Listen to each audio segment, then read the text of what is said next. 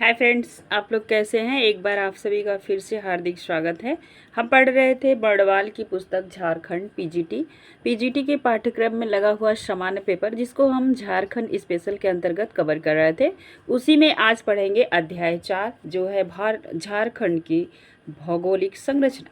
भौगोलिक संरचना को एक नज़र में देखते हुए देखेंगे झारखंड का भूगोल कैसा है और कितने इसके पार्ट हैं। कुल कई पार्टों में इसका झारखंड का धरातली चट्टानों का विभाजन है, उनकी संरचना है। और इसी के अनुसार हम देखेंगे 2011 के अनुसार झारखंड की कुल जनसंख्या कितनी है और जनसंख्या में कौन सा स्थान रखता है ये स्टेट झारखंड। आइए चलते हैं, हम देखेंगे झारखंड का भौगोलिक स्थिति। झारखंड, जैसा कि आपने पहले चैप्टर में ही पढ़ लिया था, झाड़ों का एक भूभाग जिसके नाम से पड़ा है झारखंड इसका नाम है। और देखेंगे यह प्राकृतिक संसाधनों के लिए भारत में बहुत समृद्ध है और भारत के पूर्वी भाग में स्थित एक राज्य है जो बिहार से अलग हुआ था सन 2000 में, 15 नवंबर सन 2000 में, जिसके अधिकांश भाग पर पठार, पर्वत, नदी घाटियां का विस्तार है। इस राज्य का निर्माण 15 नवंबर सन 2000 को बिहार से 46% भूभाग को पृथक करके किया गया था। झारखंड भारतीय गणतंत्र का 28वां राज्य है। इसके बाद एक राज्य और बनाया था, तेलंगाना, 2014 में। नेक्स्ट देखेंगे कर्क रेखा। तो ये कर्क रेखा झारखंड के मध्य भाग में स्थित है, जिसमें इसके जिले आते हैं। तो आप याद रखिएगा, लातेहार, गुमला, लोहरदगा, रांची, रामगढ़, बोकारो। एक हम ट्रिक के माध्यम से इसे याद करते हैं, LGL RRB। तो RRB आपको हरदम याद रहेगा। और नेक्स्ट आप देख लेंगे कि LGL RRB। ये ट्रिक है जो झारखंड के जो है कि जिलों को टच करता है कर्क रेखा के माध्यम से। तो लातेहार, गुमला, लोहरदगा, रांची, रामगढ़, बोकारो जिला से होकर गुजरती है। इसका भौगोलिक विस्तार जो है, तो ये आप देख पा रहे होंगे, 21 अंश 58 10। इसके बाद देखेंगे 25 19 15 उत्तरी अक्षांश है। ये कौन सा अक्षांश है? उत्तरी अक्षांश है। नेक्स्ट देखेंगे 83 अंश सेल्सियस 15 50 87 अंश सेल्सियस 57 40। ये कौन सा है? तो ये पूर्वी देशांतर के मध्य है।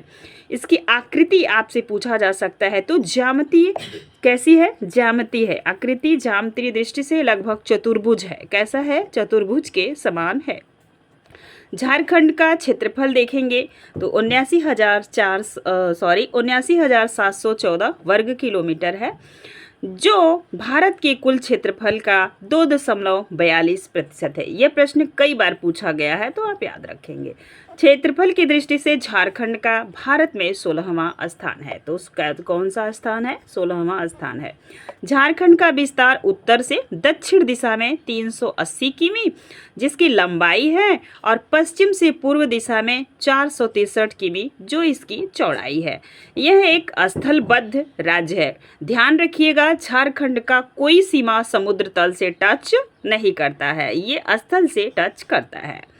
राज्य में है क्योंकि इसकी भौगोलिक सीमाएं समुद्र को स्पर्श नहीं करती हैं। नेक्स्ट देखेंगे, झारखंड जो है कि 2011 की जनगणना के अनुसार झारखंड राज्य की कुल जनसंख्या, तो आप याद रखेंगे 3,19,88,134 है, जो भारत की कुल जनसंख्या के 2.72% है। प्रतिशत में याद रखिएगा 2.72। जनसंख्या की दृष्टि से झारखंड देश का 14वां स्थान है। झारखंड का चौथा स्थान है, तो 14वां स्थान है। और भारत की दृष्टि से क्षेत्रफल में आप झारखंड को देखेंगे तो ये स्थान उसका 16वां है। नेक्स्ट, झारखंड की समुद्र तल से औसत ऊंचाई 760 फीट है। कितनी फीट है? तो 760 फीट है। समुद्र तटीय क्षेत्र से झारखंड की दूरी 90 किलोमीटर है। कितने किलोमीटर है? तो 90 किलोमीटर के बाद झारखंड पड़ता है। अब देखेंगे हम खनिज संसाधन, जिसके लिए झारखंड पूरी दुनिया में प्रसिद्ध है। इस दृष्टि से झारखंड भारत का सबसे समृद्ध राज्य है, इसीलिए इसे भारत का रूर कहते हैं। क्या कहते हैं? भारत का रूर प्रदेश कहते हैं। इसके धरातलीय स्वरूप के निर्माण में छोटा नागपुर का पठार का महत्वपूर्ण योगदान है, जो प्रायद्वीपीय पठार का एक उत्तरी पूर्वी विस्तार है। कौन सा विस्तार है? तो उत्तरी पूर्वी विस्तार है।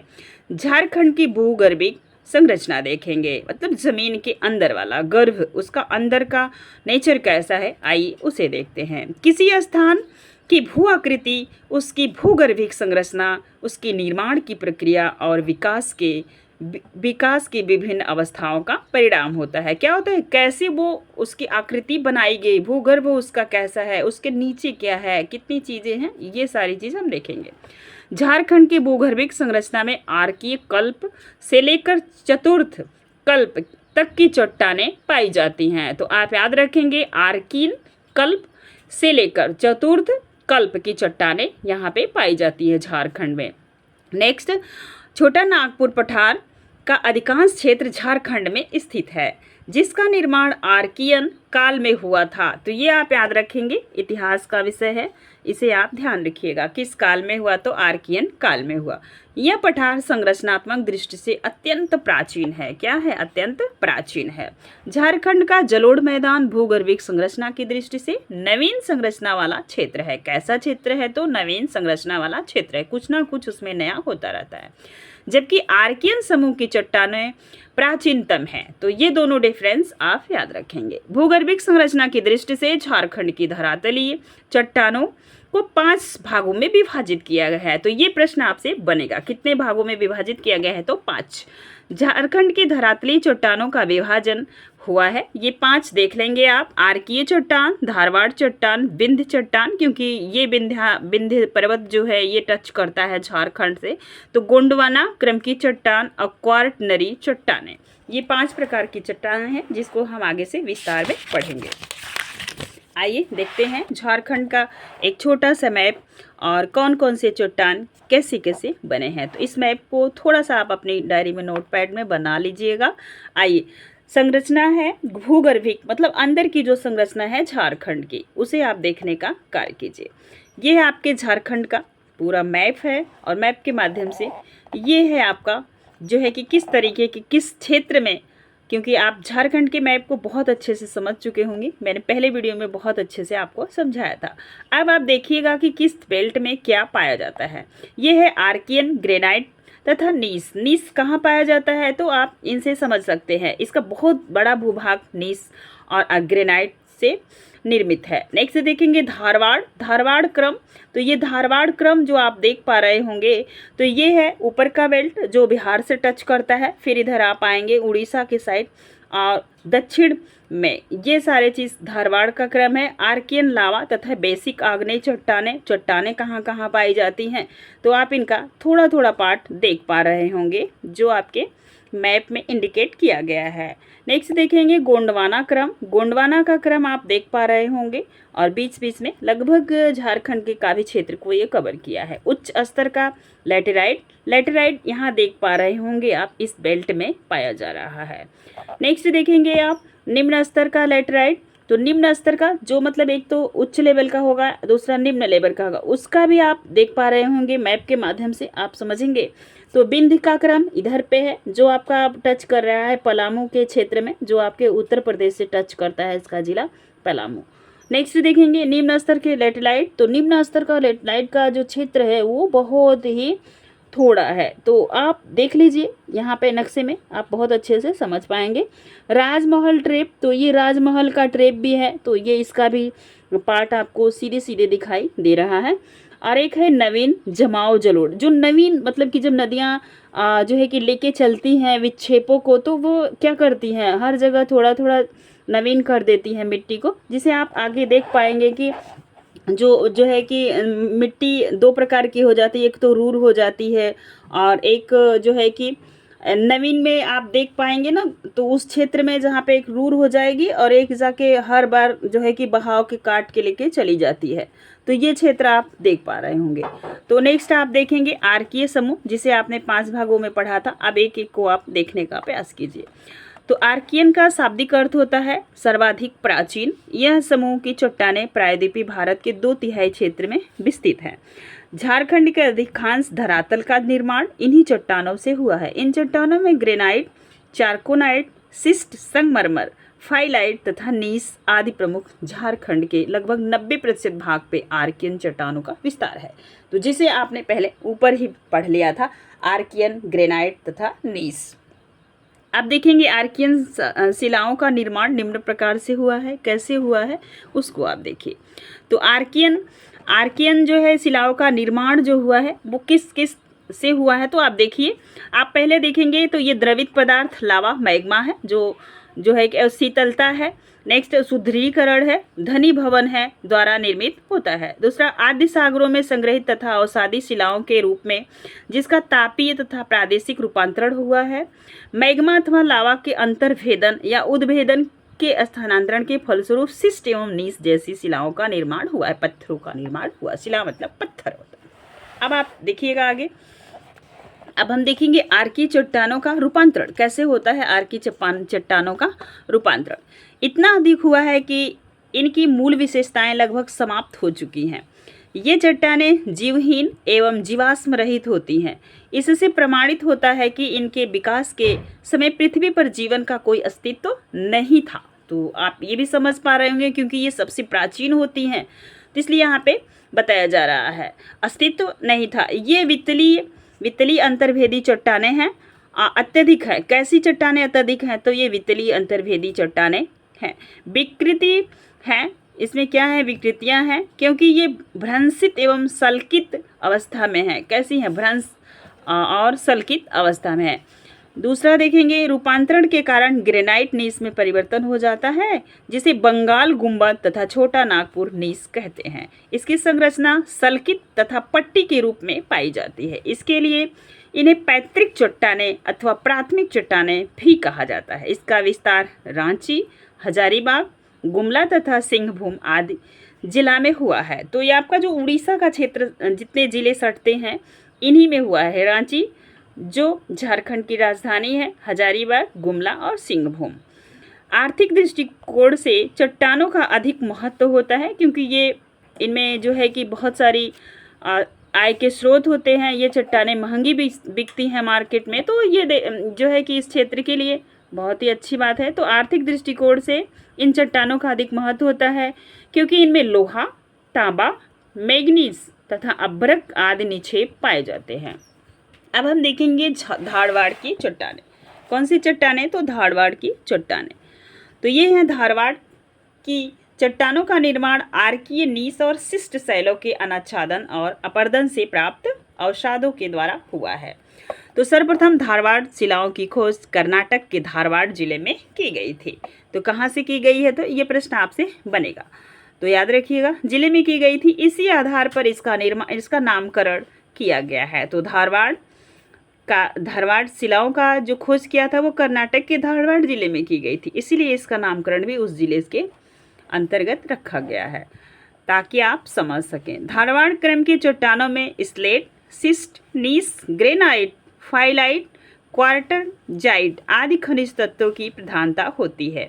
तो ये चट्टानें जीवाश्म रहित होती हैं, परंतु इनका आर्थिक महत्व अधिक होता है क्योंकि इसमें कोबाल्ट, मैग्नीज, अभ्रक, क्रोमियम आदि निक्षेप पाए जाते हैं।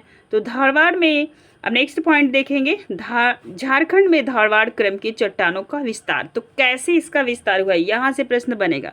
सबसे पहले आएगा दक्षिण भागों में हुआ है, सिमडेगा, पूर्वी सिंहभूम, पश्चिमी सिंहभूम। सिंहभूम को दो पार्ट में बांट दिए हैं, एक पूर्वी एक पश्चिमी। रांची तथा सरायकेला, खरसावां जिलों में है। यहाँ पर तांबा, लोहा, क्रोमाइट, यूरेनियम आदि का भंडार पाया जाता है। किसका भंडार पाया जाता है, तो तांबा का, लोहा का, क्रोमाइट का और यूरेनियम आदि का जो है कि भंडार पाया जाता है। नेक्स्ट देखेंगे आप जो है कि अब देखेंगे नेक्स्ट पॉइंट, ये चट्टानें झारखंड के उत्तर मध्य में स्थित है, उत्तर और मध्य में, मतलब बीच में और उत्तर साइड में। तो ये चट्टानें झारखंड के उत्तर मध्य, नॉर्थ सेंट्रल में है स्थिति।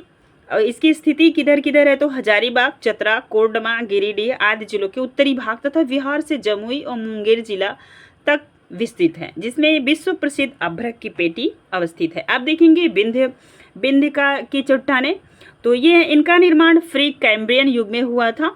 तो प्री कैम्ब्रियन युग में हुआ था, याद रखिएगा। विंध्यन क्रम की चट्टानों का विस्तार झारखंड से गढ़वा तथा पलामू जिलों के उत्तरी क्षेत्र एवं सोन नदी के दक्षिण में एक पतली पट्टी के रूप में हुआ है। इन चट्टानों में बलुआ पत्थर, शैल, चूना पत्थर आदि का निक्षेप पाए जाते हैं। तो याद रखेंगे, तो ये बलुआ पत्थर और शैल और चूना पत्थर आदि का निक्षेप भी जो है कि विंध्य पर्वत की श्रेणी में पाया जाता है। विंध्य क्रम की चट्टानों की मोटाई लगभग 4200 मीटर तक की है।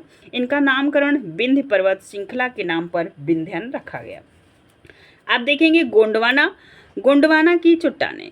तो ये गोंडवाना की चट्टानों में आप देखिए, गोंडवाना क्रम की चट्टानों का विस्तार मध्य कार्बोनिफेरस काल से लेकर निचले जुरैसिक काल तक हुआ है। इन चट्टानों का निर्माण जो है कि द्रोणी बेसिनों में परतदार अवसादी शिलाओं के बृहद निक्षेप से हुआ है। तो कहाँ से हुआ? तो ये परतदार अवसादी चट्टानें हैं, तो उन्हीं के बृहद निक्षेप से हुआ। भूगर्भिक हलचलों के कारण, मतलब जब पृथ्वी के अंदर हलचल होता है, भूकंप आते हैं, तब याद रखिएगा, भूगर्भिक हलचलों के कारण इस क्षेत्र का सघन वन व अवसादों के मलबे नीचे दब गए हैं। क्या किए हैं?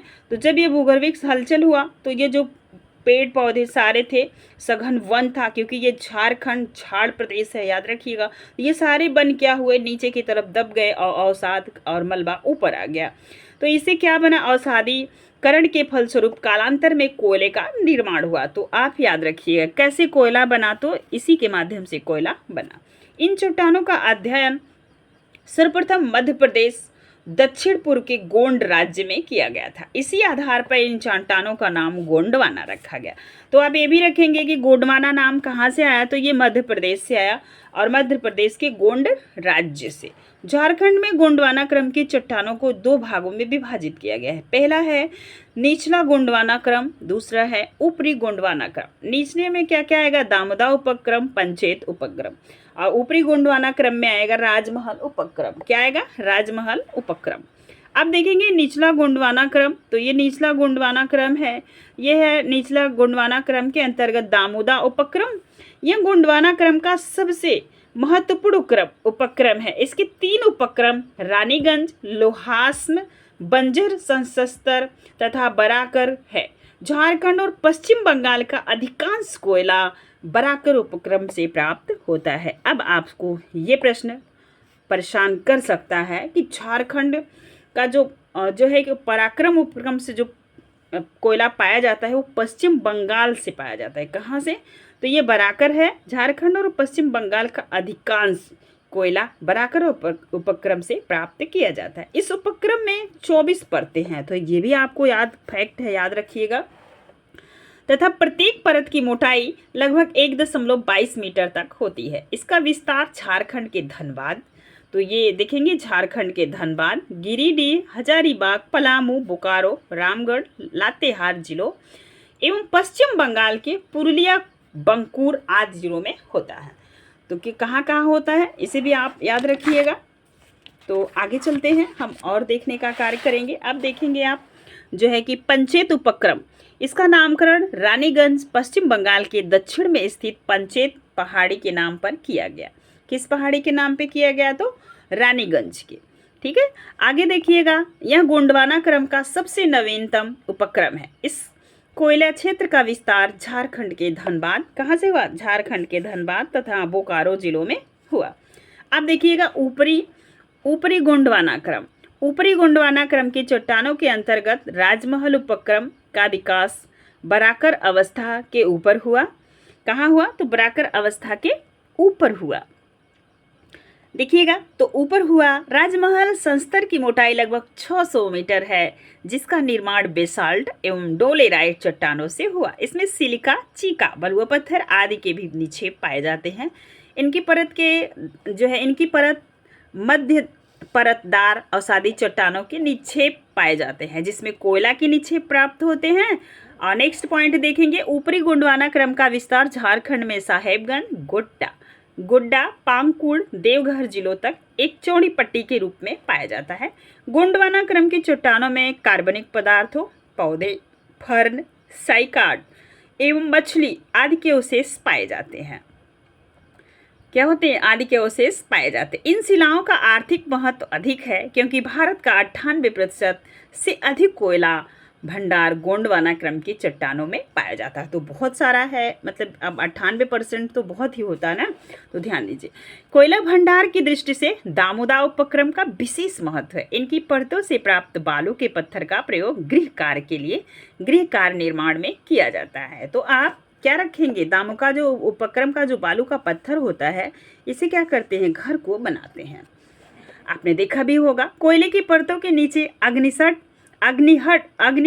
मिट्टी के साथ साथ चीनी मिट्टी, बलुआ पत्थर तथा चूना पत्थर आदि खनिज पाए जाते हैं। आप देखिएगा क्वार्टनरी चट्टानें, ये है क्वार्टनरी चट्टानें। क्वार्टनरी चट्टानों का विकास प्लेस्टोसीन तथा हीलोसीन काल में नदियों द्वारा लाए गए अवसादों के निक्षेप से हुआ। इसलिए इसे नवीन जलोढ़ भी कहते हैं। क्या कहते हैं, नवीन जलोढ़ भी कहते हैं। अब नेक्स्ट देखिएगा, आपका इसका विस्तार सोन नदी, स्वर्णरेखा, गुमानी, बराकर, उत्तरी एवं दक्षिणी कोयला आदि क्षेत्रों में है। इसके अतिरिक्त गंगा नदी घाटी के कारण साहेबगंज व पाकुड़ जिलों के उत्तर पूर्व में भी मैदानी क्षेत्रों का विकास हुआ है। अब देखेंगे पाट प्रदेश, ऐसा प्रदेश जो समतल हो, कैसा हो, समतल हो। देखिए ध्यान दीजिएगा, पाट प्रदेश का विकास क्रिटेशियन से इयोसियन काल तक लावा के दरारी उद्भेदन से हुआ है। कहाँ से हुआ है, तो लावा के दरारी उद्भेदन से हुआ है। इसका विस्तार झारखंड के पश्चिमी भागों में गुमला, पलामू, लोहरदगा, गढ़वा जिलों में हुआ। यह पाट क्षेत्र दक्कन ट्रैप का उत्तर पूर्वी विस्तार है, जिसकी लंबाई 1000 मीटर है। कितनी मीटर है, तो 1000 मीटर है। अब देखेंगे हम राजमहल ट्रैप, तो ये है राजमहल ट्रैप। छोटा नागपुर पठार के उत्तरी पूर्वी भाग को राजमहल ट्रैप के नाम से जाना जाता है, जिसका निर्माण जुरैसिन से क्रिटेशियन काल में ज्वालामुखी उद्गार के लावा से हुआ है। भूगर्भिक नेक्स्ट देखिएगा, भूगर्भिक हलचलों के कारण इस चट्टानों में भ्रंश एवं दरार आदि का निर्माण हुआ। अपक्षय अपरदन के फलस्वरूप इन्हीं भ्रंश घाटियों में मेलवे या वनस्पतियों के अवसाद का निक्षेप हुआ, जिससे इन क्षेत्रों में कोयला के भंडार पाए जाते हैं। तो आप समझ पा रहे होंगे कोयला कैसे बनता है। देखिए राजमहल ट्रैप के उत्तर पूर्व में इन चट्टानों की निचली सतह में भी भ्रंश रेखा या दरारों का निर्माण हुआ है। भ्रंश का मतलब धंस जाना, ठीक है। अब देखेंगे प्लीस्टोसीन काल में गंगा के मैदान में नदियों के द्वारा निक्षेप से राजमहल ट्रैप के भ्रंश एवं दरार का अवसंवलन हुआ है। इसके फलस्वरूप इसका विभाजन 3 भागों में हुआ है। राजमहल की उच्च भूमि झारखंड, मालदा, पश्चिम बंगाल के मेघालय पठार के रूप में। इस अवसंवलन को राजमहल गारो अंतराल अथवा मालदा अंतराल कहते हैं। तो क्या कहते हैं, गारो अंतराल या अथवा मालदा अंतराल। अब देखेंगे हम झारखंड की भौतिक स्थिति, और इसके आगे दोस्तों हम लेके आएंगे वीडियो नेक्स्ट वीडियो में, क्योंकि आप यहाँ तक ज़्यादा समय तक लंबा वीडियो हो जाता है तो आप बोर होने लगते हैं। तो झारखंड की भौतिक संरचना को हम नेक्स्ट वीडियो में लेके आएंगे। वीडियो पसंद आएगा तो प्लीज़ लाइक कीजिएगा और प्यारा सा कमेंट छोड़िएगा। और आपकी परीक्षा में हम थोड़ा भी अगर हेल्प कर पाएंगे तो मैं अपने को धन्य समझूंगी। बस आज के लिए इतना ही, फिर मिलेंगे नेक्स्ट वीडियो में। Thank you so